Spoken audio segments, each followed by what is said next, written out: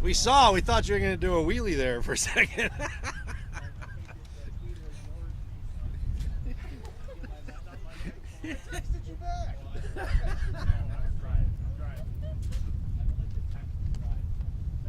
That's good.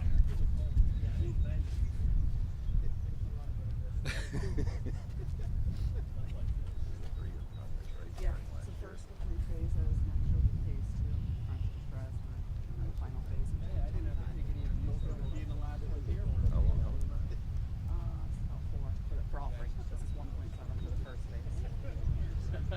Yeah, storm sewer throughout, however, sewer and water line better. Storm sewer and curb.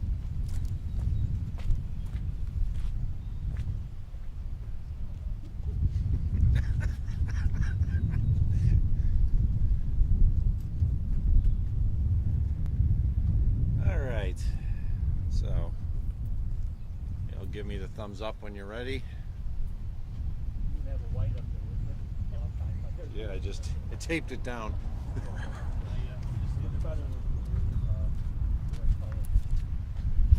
Fix your post. I got it. Thanks. Good. All right. Everyone all set now?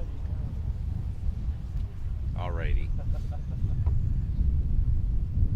Good morning and welcome to the town of Cheektowaga, the village of Depew, as we are on Borden Road to discuss the 2023 Erie County Department of Public Works Highways program. I'm pleased to be joined by our Deputy Commissioner for the Department of Public Works and the Highway Division, Karen Hoke, who you'll be hearing from very soon.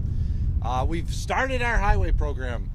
It's, of course, always a very busy time of season. We wait expectantly for the weather to break so we can get out there and start doing work.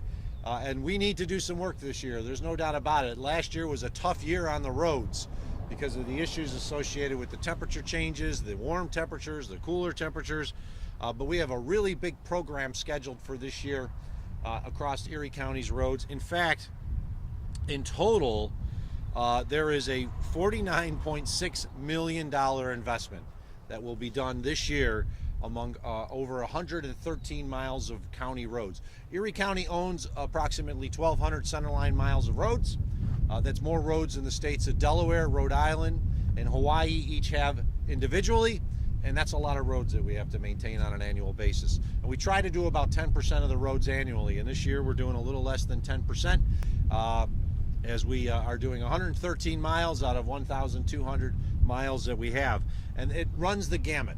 You see, we're on Borden Road because this is a big reconstruction project. This is an engineering project that will have new storm sewers, sanitary sewers, as well as a new road. It is a 3-year project, and this is the first year of the project. Actually, it started at the end of last year with some pre-construction work. But this is the year in which it's going to really be noticeable because you're going to see massive work that's being done on Borden, starting at Broadway down. And as I said, it's a 3-year project, as we'll be doing more than 4 miles of roads here on Borden of a complete reconstruction.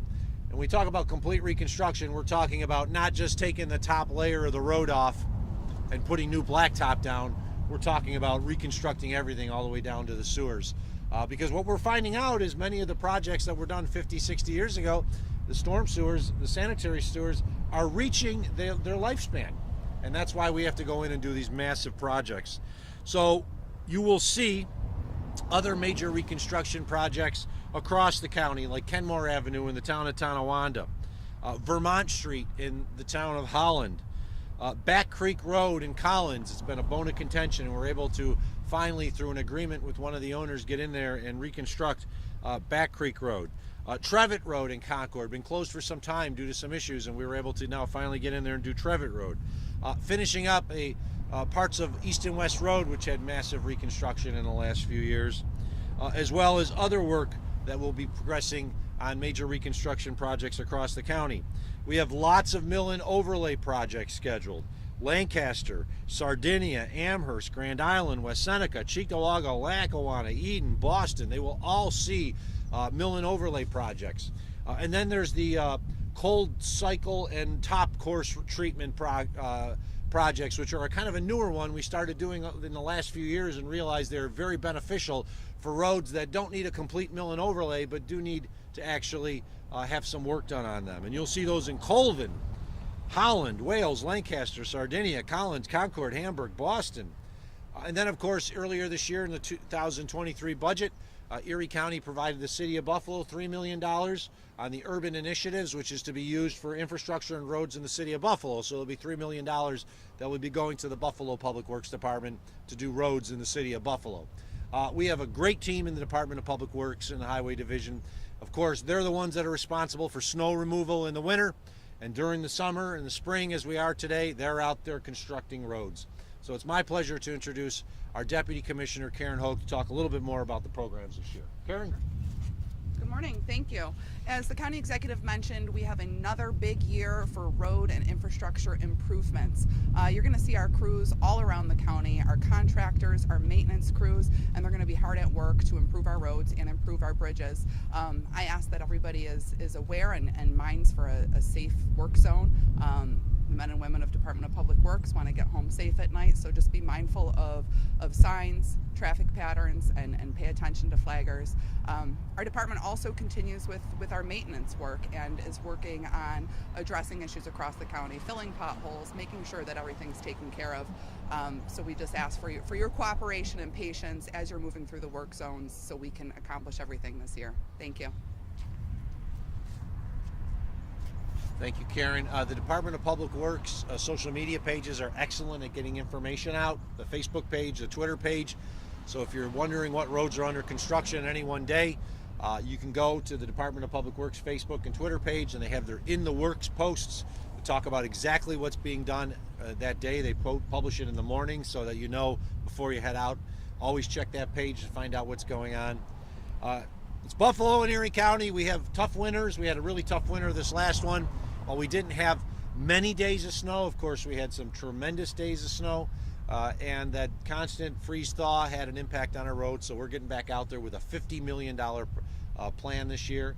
And once again, as the Deputy Commissioner noted, we just appreciate everyone's patience. It's kind of funny because they often get questions from people, when are you doing this road?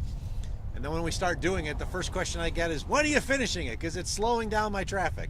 Well, please be patient when you see road projects, because the men and women of our Department of Public Works want to get those done as quickly as possible, but the best way they can get them done quickly as possible is if they have the least amount of interference. So always follow flagger orders, and we'll get through this season as well as always. With that, I'll open up to any questions. How difficult is inflation on trying to do these road projects for just the materials alone, obviously labor and all of that? The question was, how difficult is it for inflation on doing the road projects? It is having an impact. We try to do about 10% of the roads annually, and this is the first time I can remember about a $50 million annual budget to do about 10% of the roads. I don't know if you want to add on what you're seeing. Yeah, I would say, we do the best we can with our estimating and account for the issues with inflation. However, we've also seen supply chain issues across the industry that also can impact delays, but we've managed to be able to come in at a good point with our estimates. How do you prioritize what gets taken care of?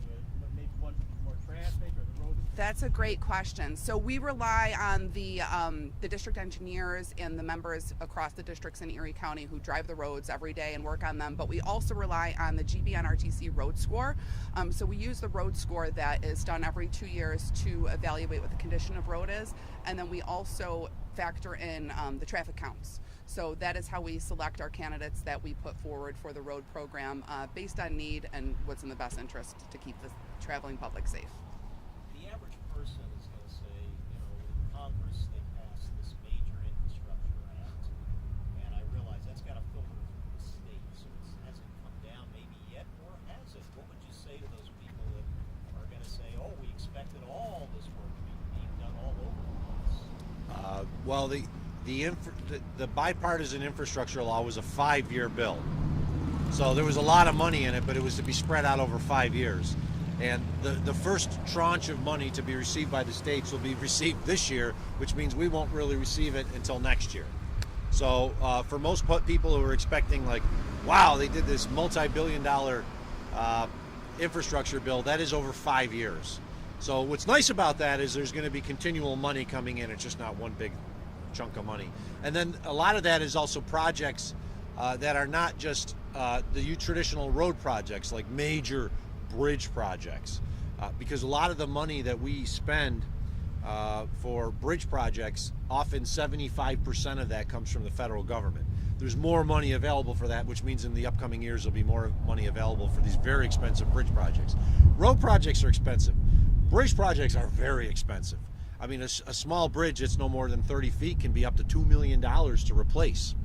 And so it's incumbent upon the federal government to have passed that infrastructure law, and I'm glad they did, because it will guarantee that there will be money over here for the next 5 years. But we still really, this will be in some ways the first year, but next year when they start releasing the money from the state is when we'll really see it.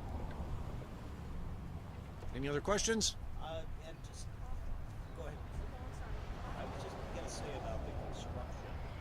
You had mentioned sewer work and everything, and as I recall, I think this had been a question years ago that they would go in and do a rebuild on a road, but then they'd realize, well, the sewers, we might have to dig them back up. Yeah. I think that happened in West Seneca. So how much planning now goes in to try to make sure that everything's being done, so it's all being done properly? You don't have to tear the road up again to do the sewers. There's a lot of planning that goes in. I'll give you an example of a road, not only this one, because this is a combo in some ways, but like Abbott Road in Lackawanna, from Fisher to Willett. Right now there's a major Erie County water authority replacement of water lines. And there's also sewer lines that are going to be replaced there. We're not going to redo the portion of the road until they finish their section. We're not going to go in there and rebuild the road and then have them rip it up to put water and sewer lines in. That happens a lot. I think there's very good communication between the municipalities, the water authorities, the sewer authorities, to ensure that we're not redoing a road that they're going to come in and rip up the next year. As I say, Lackawanna, the Abbott Road project, where right now the water authorities doing its work, we'll be doing ours later in the year. Are there any other examples? Yeah, I would say another one too is Mineral Springs in West Seneca. The water authority is going to be out there this year. That's a road that needs some attention. We need to reconstruct that road. However, we've been waiting for their improvements, and I believe they were waiting on some pipe to come in. So they're going to be doing that this year, and that's something that we can put forward to improve next year. Executive, just an off topic, and I'm not sure if that happened because of Phoenix that announced the bankruptcy. That was pretty much a big deal. There was this hope for Buffalo that this biopharmaceutical would work here. Your thoughts on that, and have there been conversations about what's going to happen? I have not had any conversations with the Athenex individuals. They've been trying to work very hard to ensure the future of the company. As with any pharmaceutical company, they sort of go based on the product. And I know they had a product that was hopeful, but it didn't really reach the level of success as they thought. And as a result, when you're a pharmaceutical company focused on a particular area, and the drug that you're coming up with, the treatment that you're coming up with, doesn't work to the level that they thought, of course it's going to have a financial impact. It doesn't mean that pharmaceutical and drug companies aren't good companies that can be invested in. It's just this one didn't seem to work. The county really didn't have much of a role. The state put some money in there. There's no doubt about that. The state put tax credits in. They provided assistance in financing the Athenex. They do have their headquarters in Buffalo. I hope they can survive in some form. It's disappointing when you see that. It's like Medaille University, Medaille College announcing its closing. It's not totally surprising because of the way that the educational field is right now. We probably have too many institutions of higher education in Erie County based on the size of our population. I was hoping that Medaille would survive, but it may not be the only one. There could be others in the future, and you're seeing this across the country. And a lot of this is impacted post-COVID. What happened in COVID, the losses that accumulated in COVID, I think some of that was influential with regard to Athenex as well. I don't want to say companies come and go, because there are companies that can survive, but it's very difficult, especially in an area like pharmaceuticals, where if you have a product and it doesn't get FDA approval, or does get an FDA approval but doesn't reach the level of success as they thought it was, that's going to have an impact on the bottom line, and it certainly did with Athenex. Were there jobs or anything tied to Not to my knowledge, no. Since you went down that road, Erie Community College. Yes. I remember a year ago getting a quote from you saying if they don't get their act together, basically, they could go out of business. Have they straightened things out, in your opinion? Well, there's always more work to do. SUNY Erie has gotten its act together because of the actions that were taken by the former president and the current interim president. They're in a much stronger financial position than they were a year and a half ago. I was actually very worried about the financial future of SUNY Erie. They needed to straighten some things out, and with the assistance of the county, they have. We offered assistance to do early retirement incentives for many of the faculty and administrators who are very high salaried. So we were able to provide them savings there. They actually had to do some cutbacks. There's more work that needs to be done. There's no doubt about it. We have to address some of these issues with having multiple programs over multiple campuses and treating it as one college. Too often it had been treated as three colleges, which it's not. It's one college. And I think there's been a tremendous amount of effort that's gone in to remind everybody it's one college. You shouldn't have three of the same programs over all three campuses and then only have 8 students in a class, when you could combine them and have 16 students in a class, and then you don't have to spend as much money, which is part of what was going on at the college. The former president, President Balkin, did do some great work to do that. The current president, the interim president, Adiyam Sagai, is working on that as well. So I feel better about SUNY Erie's future than I did a year and a half ago, when their actions weren't being taken. And it just goes to show that if you really bite the bullet and do what's necessary and right, you can see a turnaround in a short period of time. SUNY Erie has issues. There's enrollment issues that still have to be addressed. We do not have as many college-age students as we did in the past. And when you don't have as many college-age students as you did in the past, but you have the same number of institutions, or they're growing and trying to grow, there's a smaller piece of the pie for everyone. And that's, I think, part of the problem with Medaille, is they were dealing with the enrollment issues just like others. And there's other colleges, I don't want to say names, but there's other colleges that I'm aware of in our community that are dealing with difficult times, especially the smaller liberal arts colleges. You're seeing colleges close across the country. Casanova College in upstate New York, a very well-known liberal arts college, is closing. They just can't meet the demand and the cost of education with the number of students. So I hope that Medaille's the last. I hope it's the last. I hope that the students are able to find other institutions to complete their studies, and the faculty and staff are able to find positions elsewhere. But it would not surprise me to see additional closures in the next few years across the country, but hopefully not here. If it did happen, it wouldn't shock me. But I believe SUNY Erie is in a much better position today than they were a year and a half ago. It's a fine piece of property that the Medaille campus sits on. Your concerns, I know it's in the city of Buffalo, but you think that's something that needs to be redeveloped? It is a very more work being done. The Medaille location is a very important location at the end of Agassiz Circle and actually right behind Canisius College. I know I have not talked to the representatives from Canisius. They might be interested in the property. I know they're always looking to grow, and that's right next to their campus. So I would not be surprised if there's conversations between Canisius and Medaille. I can't say that there are for certain, because I'm not certain. I'm just speculating, and I generally don't like to speculate, but that would make the most sense. But yeah, it's a very important parcel of land, and as an institution of higher education, it was centrally located in the city, right near the subway that ends right on the corner, right by the Skajakwita there. So I hope that it will be utilized very soon, and once again, that the students are able to transition to finish their studies, and that the faculty and staff will be able to move into other positions. But I know it's not easy, because, as I said, there are difficulties in higher education today. One last thing about road construction, just in general. In years past, probably decades past, there was this idea of trying to have town public works departments work together. The idea was that this could be perhaps save some money if you utilize their equipment. Is that utilized at all, with the county kind of taking up a leadership role? It is. Done at all? Yeah, the question was, do we like kind of work together with towns on projects? And the answer is yes. I'll give you a good example of it. Often when we're doing mill and overlay projects, we'll work with the towns to get their drivers and their trucks to help take the debris away. But there's a lot of that working together. If you want to talk about more. Yeah, there's a lot of collaboration that goes with our partners in the town. A lot of it is with the trucking or helping each other out for some of the prep work that's needed before a road is resurfaced. But some of it is restricted by us receiving separate streams of funding, our state funding, things like that. So they have their own road programs, their own way of selecting what roads that they're improving, and then we have ours. But whenever there's an opportunity to collaborate, we do. And one of the things that was a goal of my administration is turning back roads that are really should be town roads.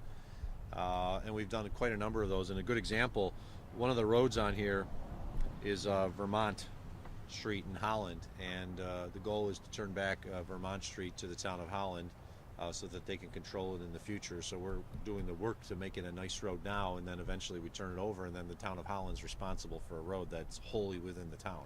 Makes sense. We've done that in a lot of roads across Erie County, in all kinds of communities. Panora is a good one that's not too far away from here in Lancaster that we redid, and then we turned it over to the town of Lancaster. Rogers Road, a portion of Rogers Road in Hamburg is another one that we redid and turned it over to the town of Hamburg, because we got 1,200 centerline miles of roads. We really shouldn't have these many miles as a county. Years ago, when they went from the Board of Supervisors to the county legislature, the supervisors dumped hundreds of miles of roads on the county so they would no longer be responsible for it. I don't mind having control of a road that crosses multiple towns. They're arterial roads, but there's sometimes we have a mile and a half road that's solely located within a town that's really not even next to an arterial. And those were dumped on the county a long time ago. And my goal is over time to try to eliminate as many of those roads as possible, because they should go to the town, which is really the one that should be responsible for it, because it's wholly within the town and it really only serves a purpose for the town. It doesn't serve a purpose for getting people across our county. Okay, thanks everyone. And I guess if you wanted to get shots at construction, they are doing work down there. Figured it'd be safer here.